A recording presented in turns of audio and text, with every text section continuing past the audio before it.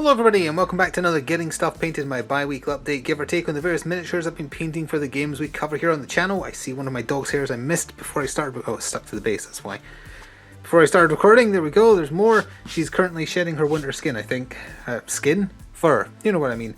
Anyway, we have a little bit of a more bite-sized Getting Stuff Painted this time. I haven't had that much time to get painting. Well, maybe I could have fit more in, but you know, it's if you have a bunch of miniatures to paint, sometimes you just look at them all and there's so many options and just it's so daunting that sometimes the pile of grey shame wins and you just think, I'll just do some later. So I haven't painted that much, but it has been a little while since we did a painting update. I think we're going to see this on a Monday as well instead of a Thursday, which is throwing things off. But that's okay. Today we have a whole heap of Marvel Crisis Protocol to talk about, 5 miniatures from that. We have Dead by Daylight the board game, we have the Batman miniature game, we have Battletech, and we have Warcry / Age of Sigmar, however you want to categorize it. So, as always, painted with contrast paint. We'll go left from right. It's going to be one of those days, isn't it? We will go left to right and talk about them. So, first of all, we have the new Iron Man, the new Red Skull, the new Baron Zemo, the new Crossbones, which is the one I've actually most recently finished, and the new Winter Soldier, all from the, well, is it really, I guess it is the most up to date, so I'll still say it, the new starter box for Marvel Crisis Protocol, even though it's been out for like a year now at this point, and I'm finally getting around to painting some of the miniatures from it. This is half the box, I think. There's either 10 or 11 miniatures. Captain Marvel has 2 miniatures because she changes form, so I don't quite remember if that adds up to a total of 10 or 11. I think it's 11, but there's 10 characters, let's put it that way. So I finally got around to getting started on these. Almost, actually, if we do it like that, that's exactly the order I painted. So let's start with, first of all, zooming in so we can get a look and talk a little bit about Iron Man.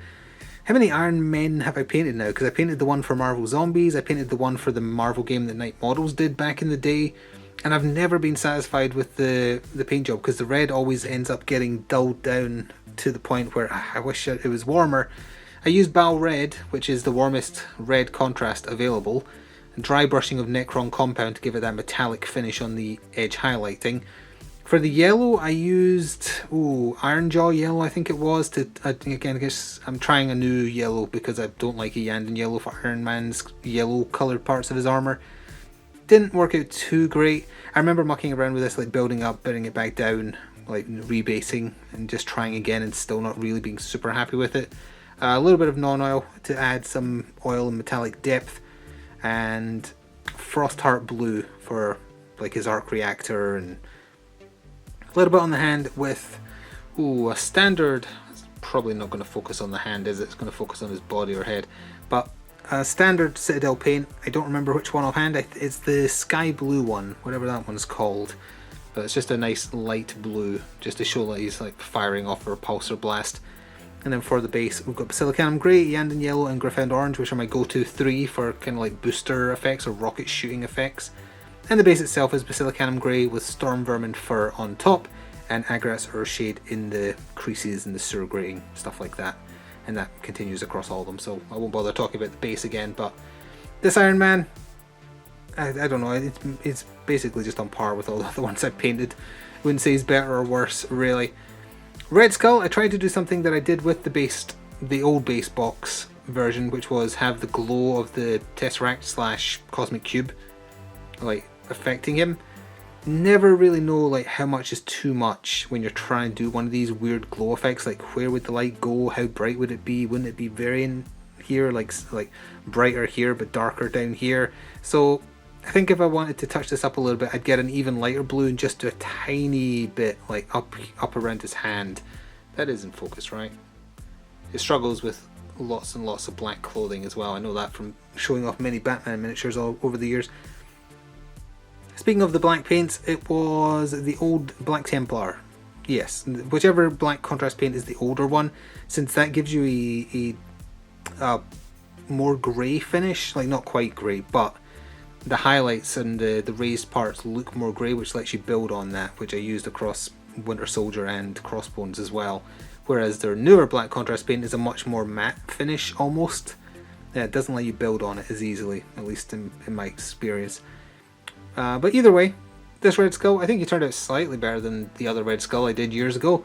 The lighting, again, I might update it a little bit in the future just to add some brighter blues closer to the cube. But it's a fun pose, I do like that. And it's just Leadbelcher silver with aggressor shade for the metallic parts of like the Hydra case he's standing on and that kind of thing. I like it. It's a simple pose but dramatic. And the cube looks, it doesn't look like a candy. You just eat it. Forgotten what those candies are called, but it looks just like them. And the dog has been very patient, and I've got a lot more miniatures to talk about just from Crisis Protocol. So one moment, please.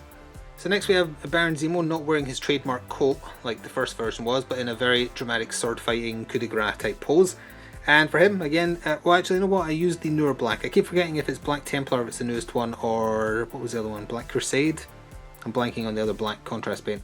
Either way, I used the one that is a bit more matte for him.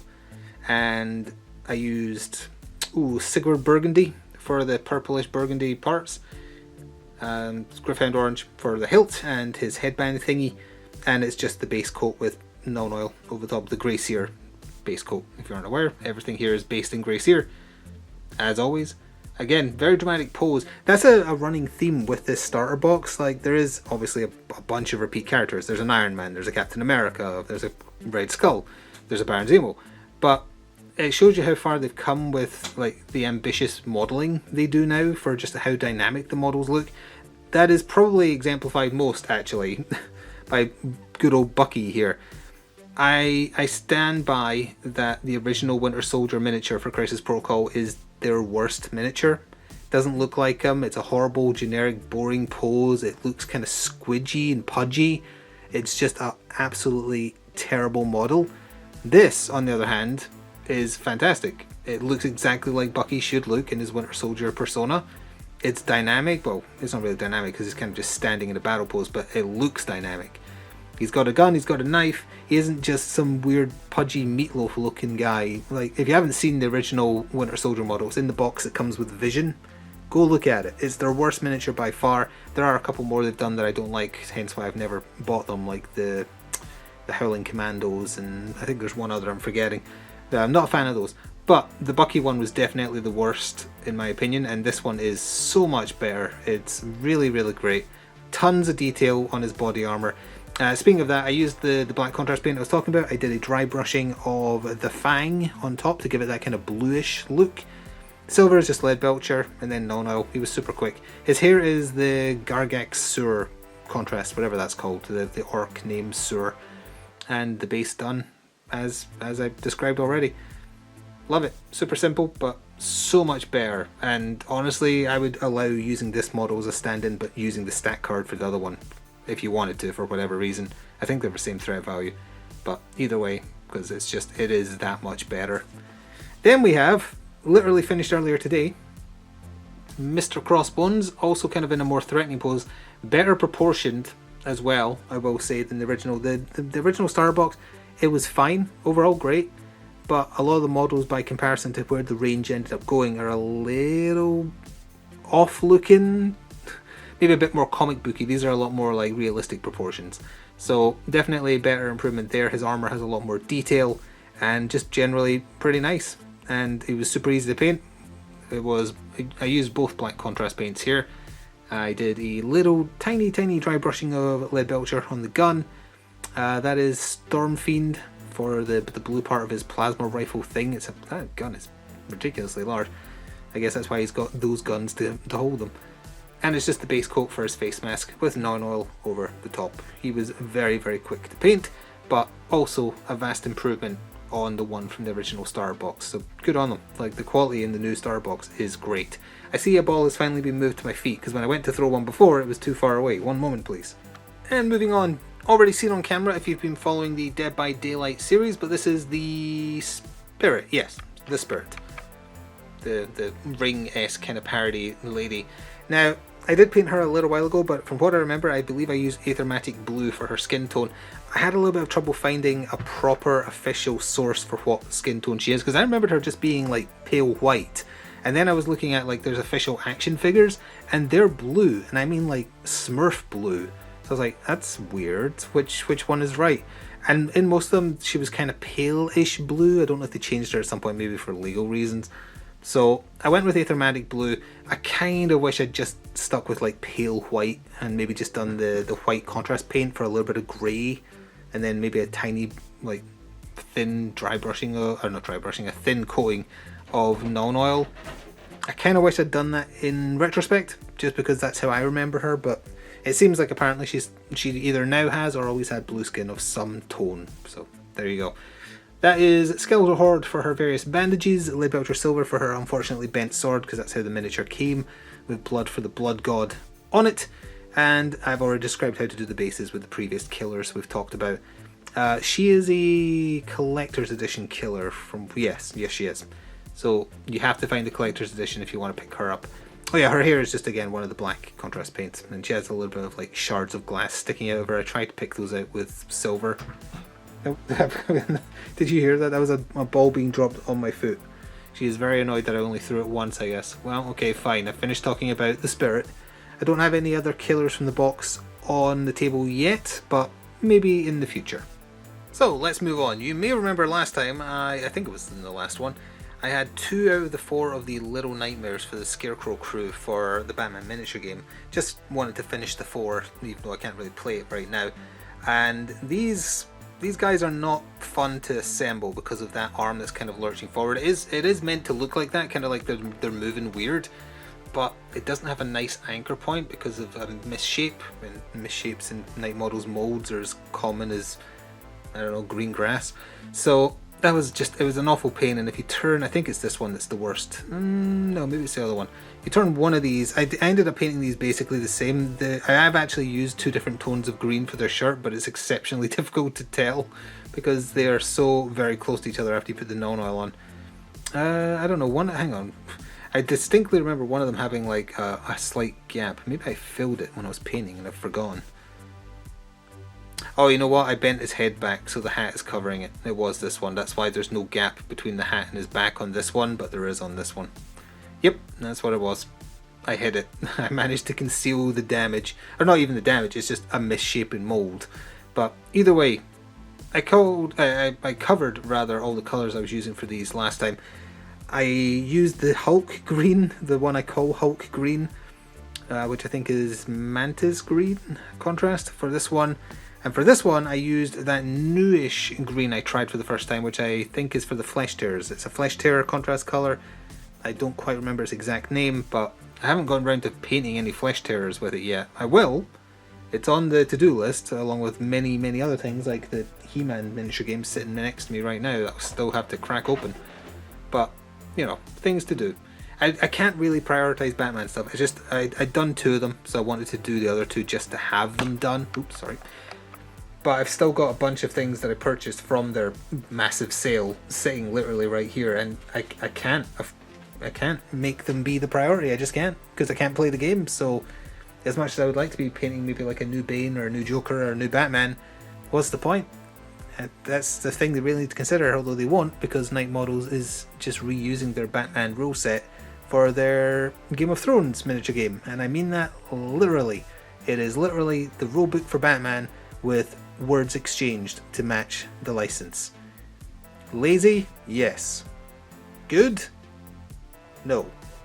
Well, I'll briefly mention, because I know that I'm about to have to go answer the door since I saw the postman on the other side of the road and I'm expecting a parcel, that we'll quickly mention I have painted another Blackjack. Why did I paint another Blackjack? Because I got one from a blind box months and months and months and months ago, and I like Blackjack. I like any Battletech mech that has gun hands. It's just, that's my aesthetic that I especially like the Warhammers and the, I've forgotten the name of the clan one. Either way, so I had this one saying, I was like, I want 2 in my mercenary colours. I did paint them slightly differently so they could be told apart on camera if they're ever both in the same lance or whatever, but more or less exactly the same as I've been painting my mercenary band. So just as a matter of note, this is here to say, hey, I painted up another Blackjack. Don't have any more, sadly, but that's okay.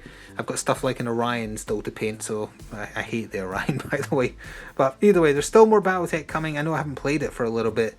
I want more mechs to use, otherwise it'd be the same like 3 factions over and over, which is a little awkward. One knock at the door later, we're back with the last two models to talk about this week. The final two models for the Rottmeier Creed Warcry box set, or box rather. I've forgotten specifically what they're called, but this is the Boss Man and this is the Heavy. I have something to mention about the assembly of this gentleman here in a second. We'll quickly talk about the leader. I feel like when I have less models to talk about, I end up rambling more. So let's try and keep this more succinct so that I don't want to keep you longer than you need to be here. I talked about the colours I was using for the Rottmeier Creed last time, or maybe the time before that, because I've covered them, all the rest of them. So I don't really need to cover that. I'll just kind of show what I did with them. I really like this leader model, by the way. It's just a guy on stilts with a funny hat, but I still like it. And he's got a little gremlin thing that's drooling on his shoulder, or I don't know what it's meant to be, but either way, it's there. And there's what the back of him looks like. For the vials and things on his back, I just used Eldari green, I think that one is, and then that is Striking Scorpion for the slime, since he has some extra special flair because he's the boss. The Heavy though. The Heavy was a pain in the you-know-what to assemble, unfortunately, and as such, he isn't actually assembled correctly. He is meant to have the hand up against his face like that, but it's meant to be pushed in ever so slightly more so that from this angle, you can see, fully see his skull mask that he's wearing. You can kind of see it from here, but you're meant to be able to see it from here. And if you look around, it doesn't look like it's out of place, right? Like, you look at this and it's like, that seems like it's supposed to be like that. And that's what I thought too. I really struggled to assemble this guy because I just could not get it to look like where his hand is meant to be in the official model. And it would not do it. I don't know what I did wrong. I genuinely don't. If anyone else has assembled this guy, whether you've done him with the net version or the double claws like I've done him, I think his hand is always up like that regardless. Did you have the same problem? And if not, what is it likely that I did wrong? Because I genuinely have no idea, and it bugged the you-know-what out of me because I wanted it to be proper, and when I noticed it wasn't, I was like, well, what can I do? This all seems correct. It doesn't look like I haven't pushed something in far enough or something isn't glued in correctly. Like it's sturdy, but no, the hand is just in the wrong place. Bit of a sour note to end on. I suppose I shouldn't have done these last. I should have done them first. Great model though. I love how intimidating he looks. Just this. Oh, he's called like Bloated One or something. But either way, really fun warband to paint up. Did not feel like a chore at all. It was nice and quite quick, honestly, as well with contrast paint. Very nice aesthetic when they're done as well. They're Nurgle adjacent, at least in my head canon, and yeah, I recommend them. They're fun. They will be in the next Warcry Battle Report as well, if you've already seen their first showing, which was a Nurgle on Nurgle death fight. And that is going to do it for this Getting Stuff Painted. Next time there will definitely be more Crisis Protocol because I'm getting through that starter box in order to get on to some of the newer releases, like the new X-Men wave I did an unboxing of. I want to paint up Iceman, I want to paint up Kitty Pryde, etc. So, Kitty Pryde, either way. So there will be more. I've got Captain America base coated, so he'll probably be there. I have some more Battletech that I am working on, just some blind box things that I want to paint up. A Warhammer 2C for sure, because that's what I'm currently working on. Again, gun hands. I want the Warhammer 2C in my colours. Beyond that, I'm going to crack open a different warband for Warcry and start working on them. I'm not 100% committed onto who yet, so I don't want to spoil it. There's a couple of options, so you'll just have to wait and see. Anyway, I definitely have ended up blathering longer than I meant to, so I'll end that there. Feel free to show me what you've been painting if you're in my Discord or if you're on Blue Sky, or I still technically look at Twitter now and then. So you can do that. I'm happy to see it, and I hope this inspired you to get your pile of grey shame painted. Doesn't matter if you're good at painting or not in your eyes or others, as long as you enjoy doing it. Thank you for watching this. See you in roughly, maybe a bit longer than 2 weeks for another update. Until then, ta-ta for now.